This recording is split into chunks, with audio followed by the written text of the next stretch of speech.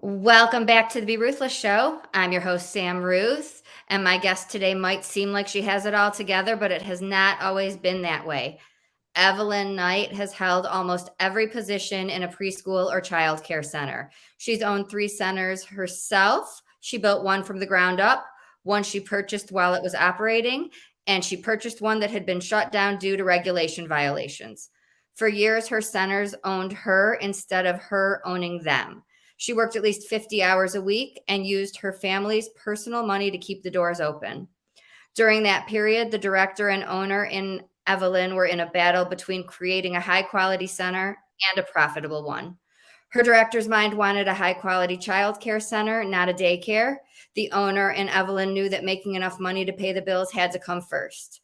For a long time, she thought it was not possible to have a high quality, developmentally appropriate center and turn a profit.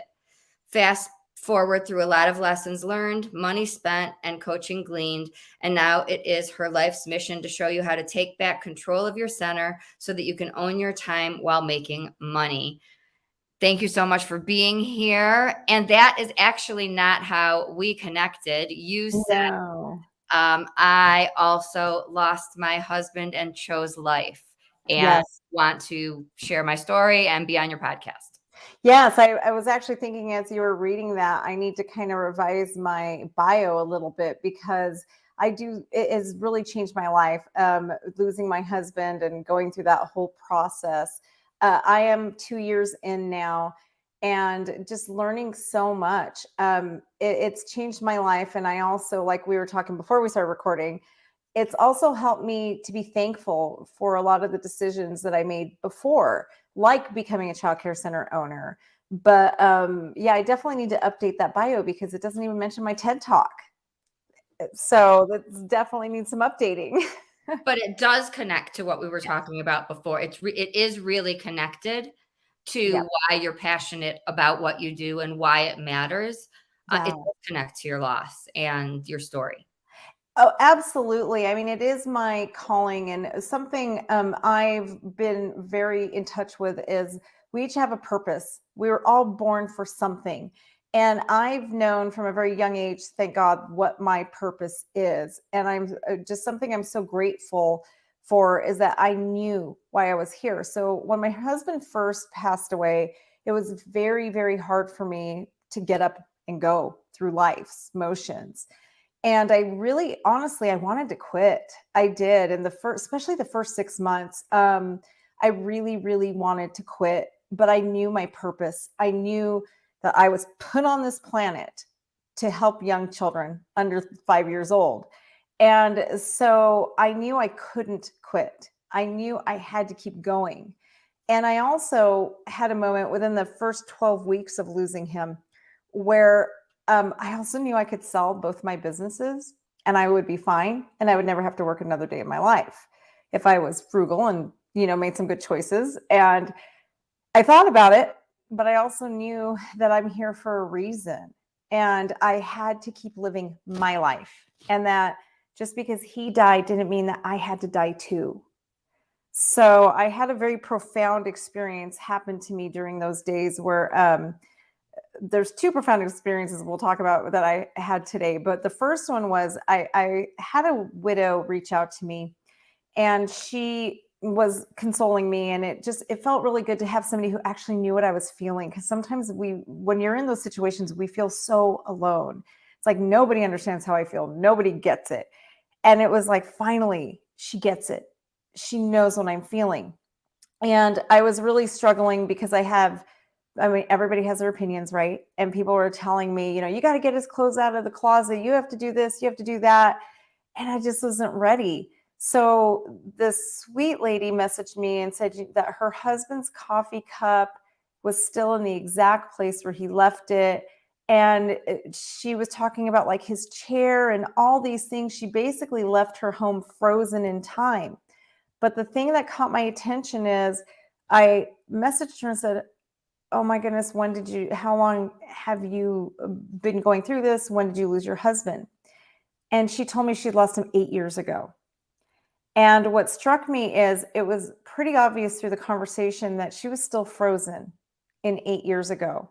And I knew that day that I had a choice, that I would be frozen like her, which was the path I was heading down, or I could choose to live. And so that was the day when I really started my journey of intentionality, and I chose to live. And I chose that. I looked at my husband wouldn't want me just to stay frozen. That's not what he would have ever wanted. He would have wanted me to have a beautiful, rich life. So I started to ask myself, a year from now, who do I want my children to see their mother as? 5 years from now, what mother do I want to be for my boys? And it really just changed the trajectory of everything from that moment on, when I decided that I did have to get up every morning and take a shower. I did have to show up. I wasn't going to sell my businesses. I was going to continue living my life. It's amazing. There's so many of us. I don't know if I didn't move that I wouldn't have remained stuck. Like, Yes. really, truly, my husband's domain was the basement, Mm-hmm. and it was so difficult. It was very easy for me to just not go down there, leave everything the way it was. It was Yes. too difficult, and so it stayed exactly the way it was. Yeah. And it was easy for me to leave it that way because it was too difficult, and moving really truly forced me. I had to deal with it, but I don't know when I would have had that conversation with Yeah. myself otherwise. Yeah, and I had to move as well. About a year in, I promised myself no major decisions in the first year. So I stayed in the house for the first year, but then after that, it was like I knew that whole year I had to get out of that house. I had to, because I totally agree. There was a lot. I mean, when I moved, his closet was still set up as his closet. His side of the bed was still his side of the bed. All those things, and really that change of environment, just, it had to happen. And I know my therapist told me that 80% of widows do end up having to move, and widowers, not just widows, but they cannot stay in the same house. And usually within 2 years, they move because of that, just having to reset. I didn't know that statistic. And it's so interesting. I also said no major decisions, but I knew I didn't love, I moved from Michigan to Colorado to be with Jim. I never loved Denver. Oh, It was just too much for me. And I knew that in my soul, but I had this rule that we can't make major decisions. So yes. I work with my client. Like, if there is something my client knows in that first year, I think we are strict with ourselves on no major decisions. And I did things when I needed to, but I really knew. I knew Yes. sooner than a year. And I put myself through a lot staying in that space because I did not feel safe. I just never really loved that environment without him. And so I think Yeah. there's a difference between no major decisions and Yes. decisions that in your soul you'll be making at some point. Yes, and I definitely waited too long, I have to say. I agree with you 100%. I kind of sometimes stick too much to the rules. And that house, it was like living in a prison. And even my kids and my boys are growing, so I talk about them like they're children. But at the time, my youngest, when his dad passed, he was 17, and my oldest was 22. So now they're 19 and 24. But I just kept thinking, oh, what about them? This was our family home. My children grew up in this home. We've been here for one of my sons pretty much his entire life. And so I kept thinking, oh, they're just going to be so upset if I move. It's going to just be sad. So I tried to find a way to keep the house even as a rental. I tried, but, and it's kind of funny because I had a wonderful therapist at the time. So a coach therapist is just so necessary in things like this. And she kept telling me, Evelyn, you have to do what's best for you. You may be surprised. So when I finally sat down and realized I have to disconnect from this house, I have to let it go. I almost kept it. And I sat down with my boys. Both of them said, oh, thank God, Mom. We hate that house. It is just nothing but sadness, and we don't want to do holidays there anymore. But we didn't want to hurt your feelings. Mm-hmm. And so here all of us were in the same boat, where I always tell people it's like living with a ghost. And when they came over to see me, well, my youngest still lived with me, but when my oldest would come over to see me and whatnot, he was so uncomfortable. My youngest hated living there. And I was hanging on to it for them, and they didn't want to say anything for me because we all thought we were going to hurt each other's feelings. The dynamic of adult children with Hmm. parents going through the loss of a spouse is such an emotional situation, and I have both I have clients in both situations, Yes. and the I don't want to add more stress for my mom or dad is so real, and the parents sitting back and not knowing what to do. Yeah. Did you have your son seeing someone as well? Yes. Yes. They were as well. Yes. Yeah. Yeah. And it's funny because I think all of us were being counseled to talk to each other, but we were all so afraid to hurt each other's feelings.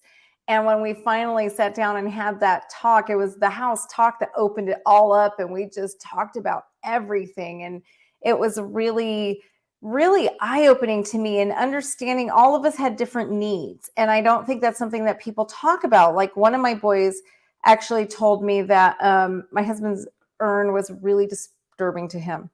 And the pictures around the house were really disturbing. And it got to the point where his therapist actually had him ask me to remove them from the areas if I wanted him to come over and visit me, to not have them on display in the areas that he would be in. And he would agree to be in certain rooms of my house, but remove like the pictures in the urn. And so, and it was absolutely, and he was wonderful. He said, Mom, it's totally up to you. If you can't live with that, I understand. But then I'll just ask you to come visit me at my house. And so my youngest son ended up saying, Yeah, Mom, it kind of bugs me too. And it's really hard on me, but I would like a place in the house to visit dad when I want to. So we kind of just all compromised, talked about it, figured out a place where we could put the pictures and all of the things. But for me, I wanted to make a place at the table. I wanted to so it's really, communication is hard but so necessary. And it's amazing how much of the relief came when we finally talked and how much stress was gone when we finally were like, oh, I didn't know you felt like that. Well, let me tell you how I feel. And a lot of times how much we all felt the same way, but we were afraid to hurt each other's feelings. Having someone neutral to just help those conversations is such a relief. It can be Hmm. something that might seem simple to a third party, like Yeah. moving something to a different location, but bringing that up without someone else's help can be so, so overwhelming when you're sitting back going, Mom's already been through so much. I don't Hmm. want to bring up something that could be the thing that sets her over the edge on a day she's having an okay day. Yes, yes. And I think the most important thing to know, though, is the worst thing we can do is not talk about it. That is the worst thing we can do. So it just, I know it's hard, especially when you are the parent because you want to protect and you want to protect. Well, and the kids, especially as mama boys, I know my boys are so protective of me, but it's just so much more. I guess we protect each other more by being open and honest and having the courage to have those tough conversations. How do you get a 22-year-old, a 20-something-year-old in to talk to someone, that first awkward conversation? Yeah, it was hard. For my boys, one of them was very just, Mom, I really need to talk to someone, and the other one was like, No way, And so I basically told him, just give it a shot. Just if it's not for you, I get it. I totally understand. Just have that first conversation, see how it feels. And for me, I my background is in psychology, and so I understand the effects of trauma in the brain. And I often told my youngest, because he's the one who really resisted, that when trauma is left untreated too long, it becomes a permanent part of your brain, and it can actually cause physical brain deformations and brain damage. So sometimes getting a little sciencey helps, helping them understand, okay, you've been through a trauma. Anyone going through what you did would. And what you need to understand is it literally changes the shape of your brain, literally. And without help, it can't be, I mean, everything can be fixed, I believe, but it is so much harder the longer you go to really navigate and fix these things. And it can turn into some pretty hefty diseases later on. I have a neurological disease due to previous trauma that I just kept being under for years. And so I point that out too. It's like, look, today I live with a neurological disease that I will probably have for the rest of my life because I didn't treat trauma when it should have been treated. So that's one of the things I pointed out to him. And that's what got through to him, I have to say, is I think knowing your audience. Some people are emotional thinkers, and you need to base your thought of what you're saying on their emotions. And some people are logical. So your argument needs to come from logic. So really gauging your audience and speaking to that specific person is how you'll finally get through. You said there were two pivotal aha moments. The first was the woman who was stuck 8 years after. Yes. What was the second? So the second occurred, it was about 6 months after my husband died.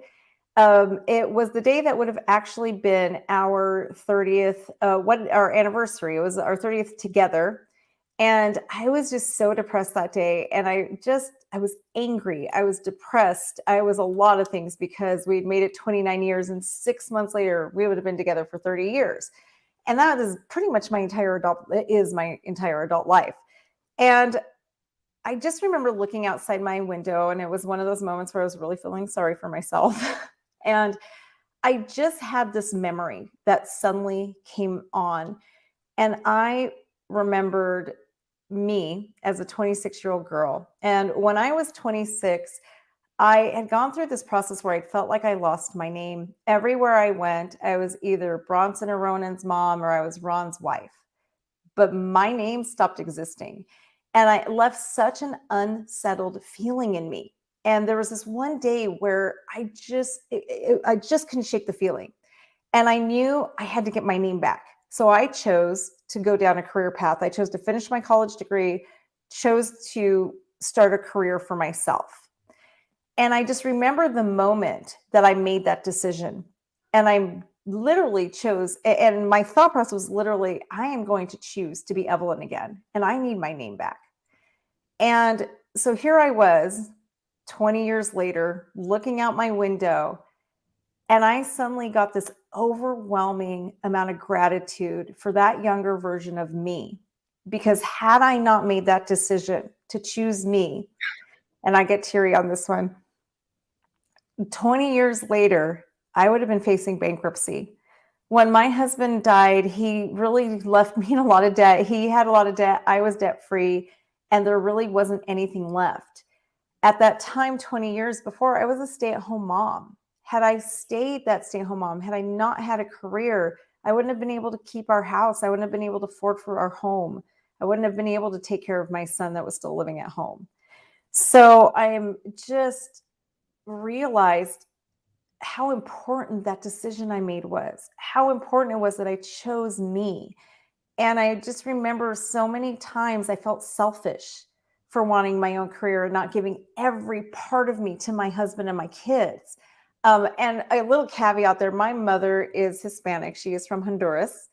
And Hispanic women I was raised and told that you are to serve your husband and to be a great mom. That is the reason we are put on this planet. So it was very hard for me, especially as a young girl, to choose to have a career, because a lot of times that meant that I wouldn't be the best wife I could be. And this is how I was brought up, or I wouldn't be the best mom, because the way my mother would have literally said it was, women who work on the street aren't there for their family. And it didn't matter if you were a lawyer. To my mom, you worked on the street.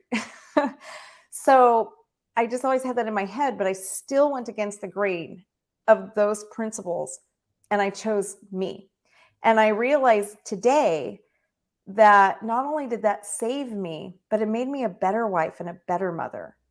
And so I am so thankful to me as a young girl, because that decision ended up saving me.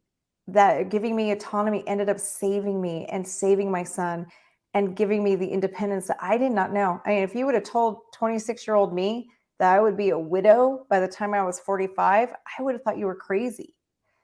But realizing now that it's exactly what I needed to, that decision. And thank God we never know as younger women, whatever, even if you are 45, you don't know what life is going to hit you with.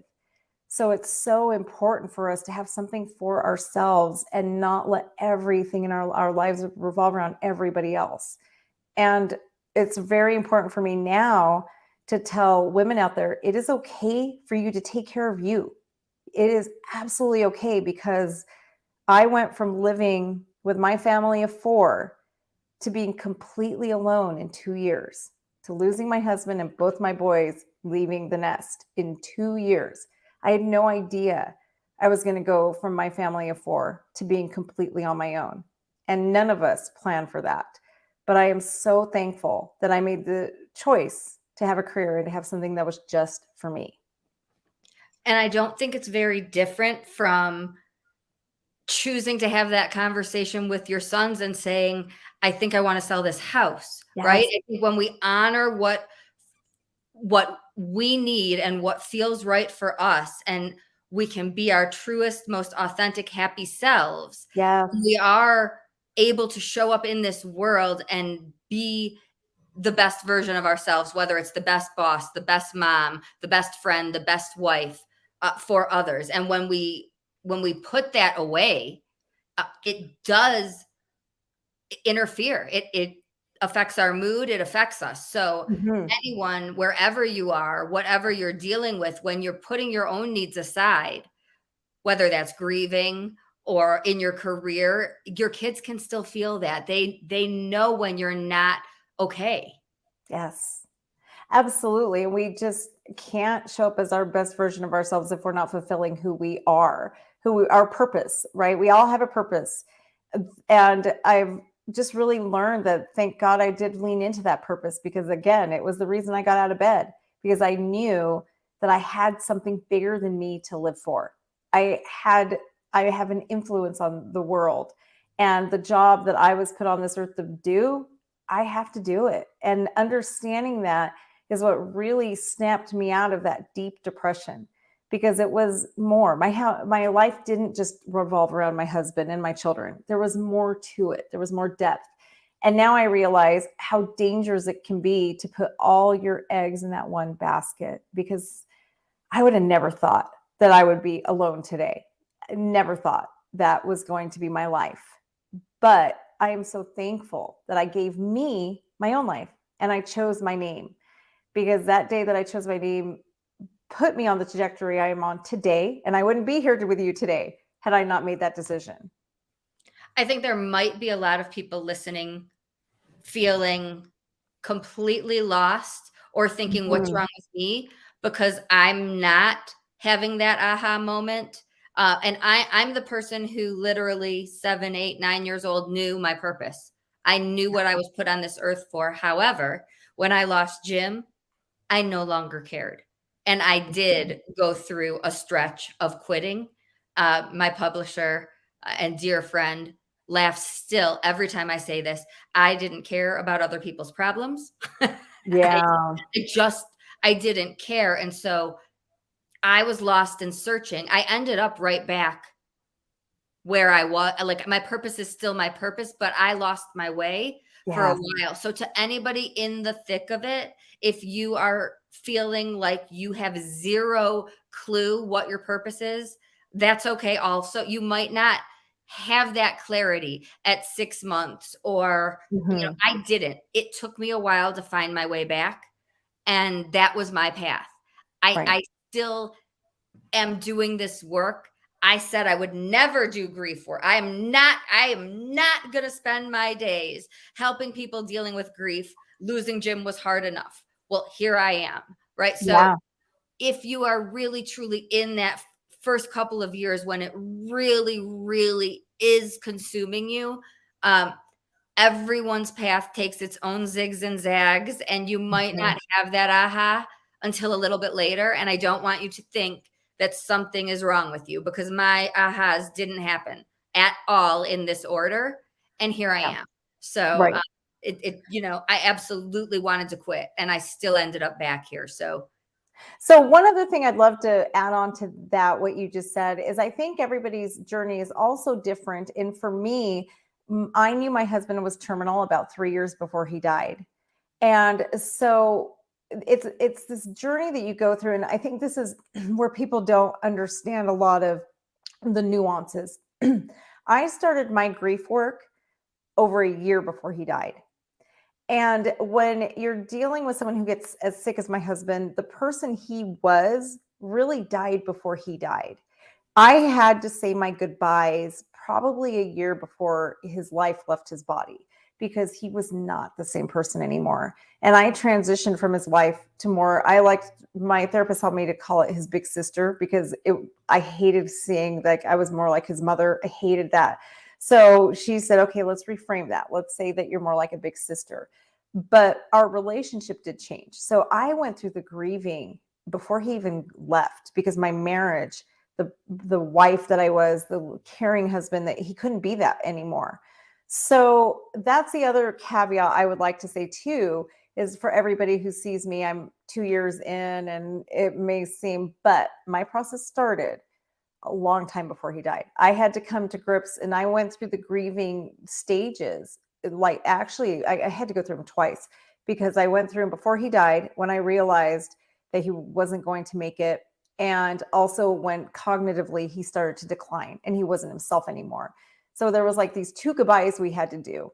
And we had to say goodbye to him, the person he was. And then when he finally passed, we had to say goodbye to him in his body. And so I think when I say like the 6 months, I had already been in grief counseling at that point for over a year and a half. So I would also say for your audience who are facing that, I mean, that's a great time to get a hold of you too. Grief work does not start at the time of death sometimes. Sometimes it starts well beyond. And for me, it started over a year before my husband actually passed, which is part of the reason why I was so prepared after he passed. And there's no, I always say this, the stages, Mm-hmm. you know, they don't go linear. There's no And they come back. right. There's no, it doesn't look the same for everyone. And Yep. that is why I ended up doing this work. I became so passionate about wanting people to understand that you have to do it your own way and your way will look different than my way because there was so much pressure from the world because Yes. I'm trained in trauma and I should have bounced back and been able to just go to work and know what to do. And I had no effing clue. Yeah. And I had zero desire to pretend that I did or put on a happy face and make anyone else comfortable. Like I was not okay and I let you know that I was not okay Yeah. and people were bothered by that and that really lit a fire under me and made me want to change the conversations around this subject because Yeah. people shouldn't have to run to their car or to the bathroom to fall apart when they're struggling however many months after a loss. And then Yeah. there's also this myth in this culture that after a year, something magically happens, No. right? And Yeah. employees should just somehow, it's been a year and then they should perform the way they did. And Right. all of these things suddenly miraculously take place. So I was like, oh no, we're not going to let that conversation continue. Yeah. Yeah, I mean, on so many levels, I agree with you. And also just what you said earlier too about like there's these societal expectations of when is the right time for you to do this. But I have to say that it seems like there's lots of them. Like no matter what you do, it people are going to judge you. People are going to have their opinions. And I've just come to realize just some of the things like, wow, you just have to let you be you and shut out the voices, don't even entertain them because where this person believes you need to get back to work in 12 weeks, this person thinks you need to get back in a year, this person thinks that 2 years. Everybody has their opinions on what's best for you. But honestly, you're the only person who knows what is best for you. Yes. Yes. No matter which way you do it, right? But like Mm-hmm. I took too much time. I Yep. would do it. And my friend who was busy was not taking enough time to deal. Yep. Uh, so Somebody loves seeing two powerful women sharing their experiences, and I encourage people to share, not because I want everyone spilling their guts, but because if we Yes. don't have these conversations, people don't know that we still struggle. I still, we both Mhm. got emotional at one point during this. I, Yes. I still cry. I want people to know that it doesn't end at 1 year, that we do have ups and downs, and we talk about it so that others feel safe talking about it. Oh, absolutely. And I think the Facebook user, your comment is perfect that I see two powerful women sharing their experiences. That is the point. We both teared up, right? We both are vulnerable. We still both are in pain, but that doesn't stop us from being two powerful women. That doesn't stop us. And so I think it makes us more powerful that we're okay with that vulnerability and embracing it instead of trying to hide it and pretend like it's something it's not. Thank you. Yes. And so, to anyone who is in a culture, in a place where you feel like you have to wait until you leave the office or run to the bathroom, please reach out. I would love to try to get in Yeah. touch with those companies and those corporations and have the conversations and do whatever it takes to make the changes. There are bosses who are not that way. There are Yeah. companies that are making shifts and asking questions about, what can I do to make it more comfortable here? What can I do for people dealing with loss? And that's at least a start. Right. Yeah. And I'm a business coach, so I coach people on the childcare business, and I can say for those bosses out there, I see a lot of projection. They say, well, when I went through something, first of all, everybody's journey is different. Not everybody is who we are.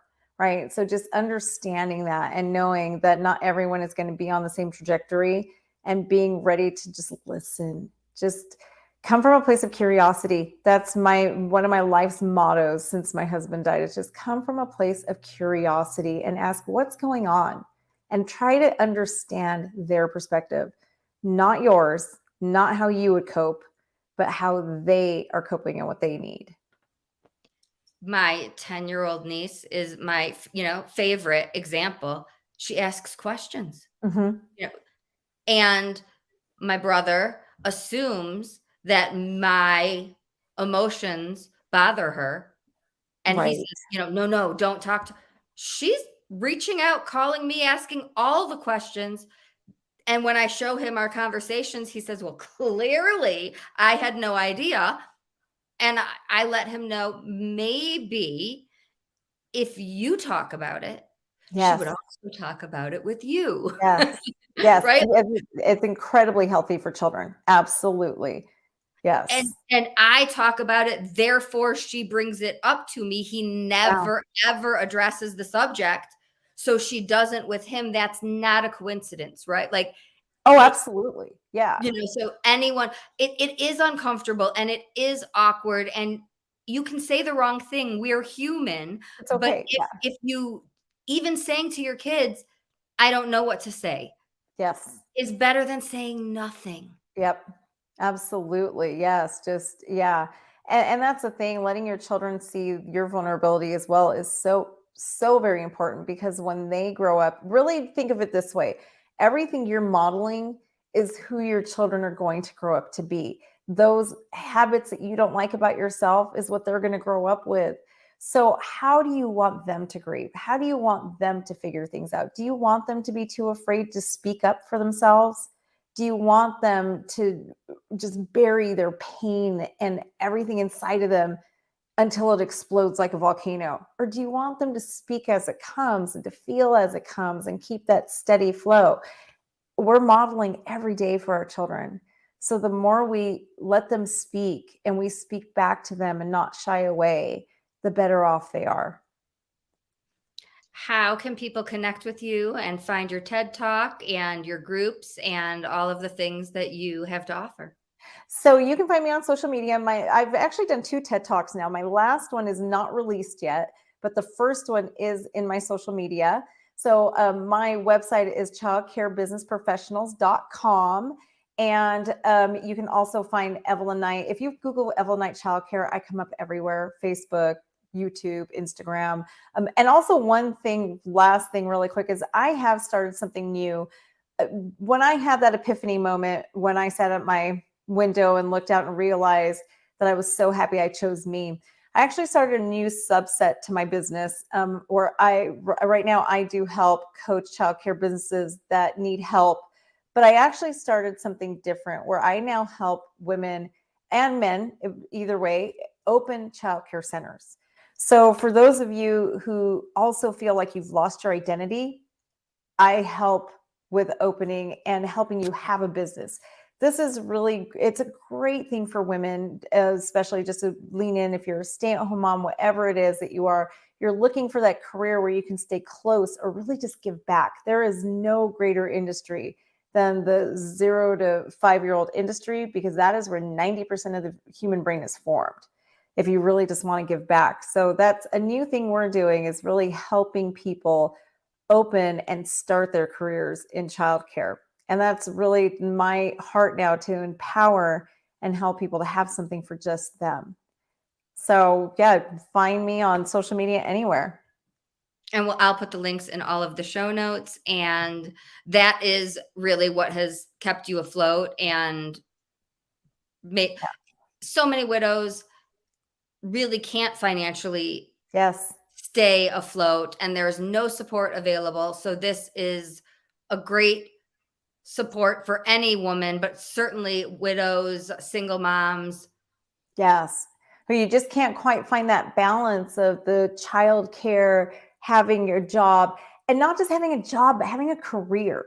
And that's really what I want to empower women to. It's not just being forced into going and finding a job, but being able to have something that 20 years from now, you can look back on and see that you have a legacy, that you're leaving something behind that's bigger than you and that's going to take care of you. That's really my goal right now. Any last thoughts for everyone listening? I think it's just, this is your journey, and don't let all the voices, there's so many voices that are going to come at you, whether it's, sometimes it's in our own head, but really this is your journey, and do what you need to do to take care of you. It doesn't matter what everyone else tells you they need. It doesn't matter sometimes even what you think you need or how you're judging yourself. Just do what you need for you. Thank you so much for your time and your story. Everyone, thank you for being a part of this community. And until next time, always be ruthless.